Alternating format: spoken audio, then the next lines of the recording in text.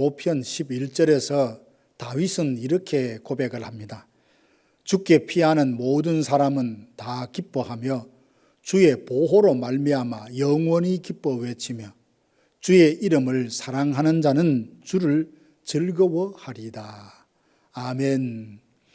오늘 하루 주님께 피하는 사람, 주의 이름을 사랑하는 우리 성도들이 되셔서 하나님의 보호하심을 받고 주님을 즐거워하는 복된 날이 되시기를 주님의 이름으로 축복합니다.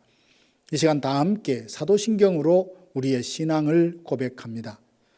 나는 전능하신 아버지 하나님, 천지의 창조주를 믿습니다. 나는 그의 유일하신 아들 우리 주 예수 그리스도를 믿습니다.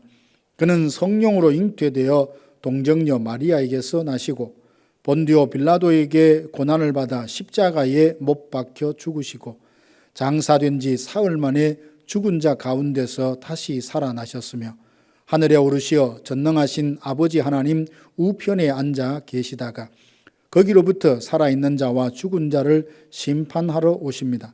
나는 성령을 믿으며 거룩한 공교회와 성도의 교제와 죄를 용서받는 것과 몸의 부활과 영생을 믿습니다. 아멘. 하나님의 말씀은 고린도전서 10장 13절 말씀입니다. 사람이 감당할 시험 밖에는 너희가 당한 것이 없나니 오직 하나님은 미쁘사 너희가 감당하지 못할 시험 당함을 허락하지 아니하시고 시험 당할 즈음에 또한 피할 길을 내사 너희로 능히 감당하게 하시느니라. 아멘. 우리가 학생 때 참 여러 번 시험을 치렀습니다. 졸업과 함께 이제 시험 칠 일이 없겠다라고 생각했지만 취업 시험에, 승진 시험에, 인생은 끊임없이 시험의 연속입니다. 어디 그뿐인가요? 학교 생활과 직장 생활뿐 아니라 신앙 생활에도 시험이 있지 않습니까? 시험을 부정적으로 생각하시는 분들이야 피하고 싶고 도망치고 싶지만 시험에는 순기능이 있어 야고보 사도는 너희가 여러 가지 시험을 만날 때마다 기쁘게 여기라. 왜냐하면 이 시험으로 인하여 인내를 기르게 되고 온전하고 구비하여 조금도 부족함이 없는 사람으로 구비시켜 주기 때문이라 했습니다. 그러면 신앙생활에서 시험이란 무엇입니까? 우리가 만나는 모든 상황이나 사람, 사건, 생각과 감정을 통해서 하나님의 사랑과 능력을 의심하게 하고 믿음 생활을 뒷걸음질하도록 역사하는 그 모든 것이 시험입니다. 사단은 성도를 넘어뜨리려고 우는 사자가 삼킬 자를 두루 찾아다니는 모습으로 위협적으로 공격하기도 하지만 때로는 광명한 천사로 가장하여 유혹하기도 합니다. 이렇듯 시험은 고난을 통해서도 받지만 형통할 때에도 시험 들 수 있습니다. 어떤 모양이든 시험을 이기고 통과하면 믿음은 한 단계 성숙함에 이르게 되고 우리의 영적 시야도 더 넓어지는 것을 경험하게 됩니다. 사람들이 시험을 받을 때는 내가 하나님께 시험을 받는다 그렇게 말들 하지만 하나님은 아무도 시험하지 않으시고 친히 그 누구에게도 시험을 받지 않으십니다. 성경에 간혹 하나님께서 시험하신다는 내용이 있는데 그것은 넘어지게 하려는 덫이나 올무와 같은 유혹이 아니라 우리에게 복을 주시기 위해서 연단하고 테스트 하시는 겁니다. 하나님께서 아브라함을 시험하셨죠. 그가 백세에 낳은 아들 이삭을 모리아 산에 가서 번제로 드리라 라고 말씀을 하십니다. 아들을 제물로 바치는 것은 하나님께서 참 싫어하시고 가증스럽게 여기시는 죄입니다. 그런데 어찌 하나님은 아브라함에게 아들 이삭을 번제로 드리라 하시는 걸까요?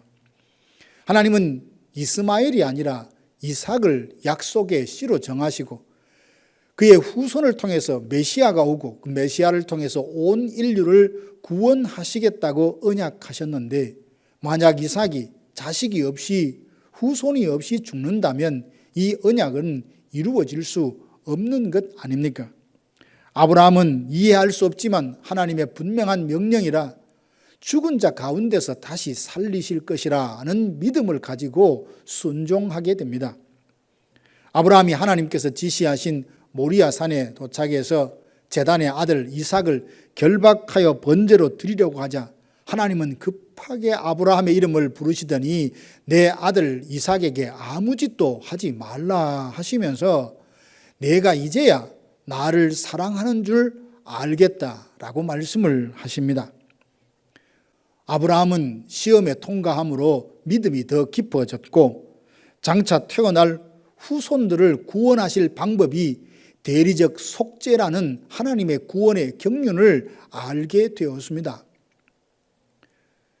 그런가 하면 사단은 시험하는 자로 언제나 유혹하여 넘어뜨리려고 합니다. 뱀의 모습으로 찾아와서 하와에게 선악과를 따먹도록 유혹해서 온 인류로 하여금 죄와 사망에 이르도록 시험을 합니다. 하나님께서는 분명히 선악과를 따먹는 날에는 반드시 죽는다 말씀하셨지만 뱀은 선악과를 따먹는 그날에 눈이 밝아져서 하나님과 같이 된다고 시험을 했습니다. 하와는 자유의지를 남용하여 시험에 빠져 선악과를 따먹고 말았죠. 지금도 사단은 시험하는 자가 되어서 유혹하고 하나님이 복을 주시려고 테스트하시고 연단하시는 것까지 오해하게 만들어서 우리를 넘어뜨리려 합니다. 시험은 피해갈 수 없다 했고 시험에서 제외된 사람이 아무도 없다 했으니 시험 당할 때에 지혜롭게 대처하여 시험을 이기고 믿음이 진보하는 계기로 만들 수 있어야겠습니다. 그러기 위해서 시험 당할 때 우리가 기억해야 할 것이 있습니다. 첫째는 하나님은 우리가 감당하지 못할 시험을 허락하지 않으십니다. 하나님은 이 세상의 모든 일을 친히 주관하시죠. 공중 나는 새를 먹이시고 들에 피는 백합화를 입히십니다. 낮과 밤을 주관하시고 생사 화복을 친히 주장하십니다. 시험도 그러합니다. 사단은 자기 마음대로 우리를 시험하여 넘어뜨릴 수 없습니다. 세상에 일어나는 모든 일이 하나님의 주권 아래에 있기에 그는 하나님의 허용하시는 범위 안에서만 시험할 수 있습니다. 사단이 밀가부로 하려고 베드로를 내어달라고 하자 예수님은 허락하지 않으시고 베드로를 위해 기도하셨죠.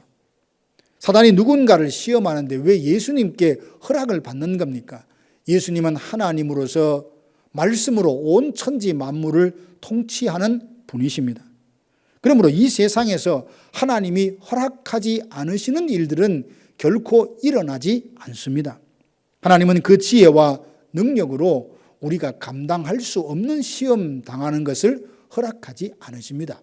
그러므로 내일 일을 염려하지 말고 모든 삶은 하나님의 손에 붙들려 있으며 하나님을 사랑하는 자, 곧 그 뜻대로 부르심을 입은 자들에게는 모든 것이 합력하여 선이 된다는 것을 믿으시기 바랍니다. 두 번째로 시험 당할 때에 피할 길을 내사 능히 감당하게 하실 줄로 믿습니다. 이스라엘 백성들이 젖과 꿀이 흐르는 가나안 땅에 들어가기 위해서 애굽을 떠났을 때 광야를 통과할 것이라고는 생각하지 못했을 겁니다. 그들은 하나님께서 모세를 통해 인도하시는 대로 행했는데 어디로 갈지는 구름 기둥을 통해서 하나님이 정하셨습니다. 애굽에서 가나안으로 가는 지름길로 가자면 블레셋 땅을 통과해서 보름 정도면 도착할 수 있는 곳이지만 하나님은 그들을 광야로 인도하십니다. 이스라엘에게 광야는 시험의 장소요 연단의 장소입니다. 보통 광야는 사람이 살 수 없는 곳입니다. 그런데 어떻게 광야를 통과할지 아무도 몰랐지만 하나님은 광야에서 그들이 살 길을 마련해 주십니다. 애굽을 떠난 지 한 달 정도쯤 되었을 때에 신광야에 도착했는데 가져온 양식이 다 떨어졌습니다. 문제가 일어났지만 광야에서 자기 스스로 그 문제를 해결할 수 없었습니다. 그때 하나님은 이스라엘이 생각하지 못했던 방법으로 그들에게 양식을 내려주시는데요. 하늘을 열고 만나를 통해서 그들을 배불리 먹이십니다. 200만 명이 배불리 먹고도 남을 양의 만나가 매일 하늘에서 내립니다. 무리바에 도착했을 때는 물이 없어 고통을 겪자 하나님은 모세를 통해서 반석을 깨뜨려 샘이 솟아나게 하셨습니다. 이스라엘에게 광야는 분명 연단의 장소요, 시험의 장소였습니다. 하나님은 이스라엘이 시험의 장소에서, 광야에서 살 수 있는 길을 만드셨습니다. 만나와 메추라기와 반석에서 솟아나는 샘물로 그들을 돌보셨습니다. 지금 혹 여러분 중에 자신의 삶이 광야를 지나는 것처럼 힘겨운 시험을 겪고 있다면 내일을 맞이할 수 있을까 두렵고 걱정이 될 것이지만 하나님이 나와 함께 하심으로 피할 길을 주시고 살 길을 열어주실 것을 믿으시기 바랍니다. 하나님이 실수하지 않으신다네 라는 찬양이 있습니다.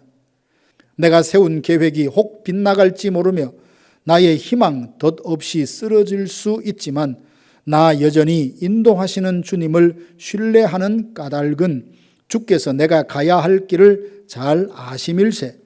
지금은 내가 볼 수 없는 것 너무 많아서 너무 멀리 가물가물 어른거려도 운명이여 오라 나 두려워 아니하리. 만사를 주님께 내어 맡기리. 차츰차츰 안개는 걷히고 하나님 지으신 빛이 뚜렷이 보이리라. 가는 길이 온통 어둡게만 보여도 하나님은 실수하지 않으신다네. 아멘.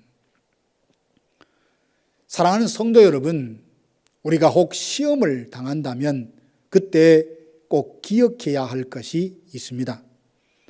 하나님은 실수가 없으신 신실하신 분이시며 우리가 감당하지 못할 시험 당하는 것을 허락하지 않으시고 시험 당할 즈음에는 반드시 피할 길을 주셔서 능히 감당하게 하십니다.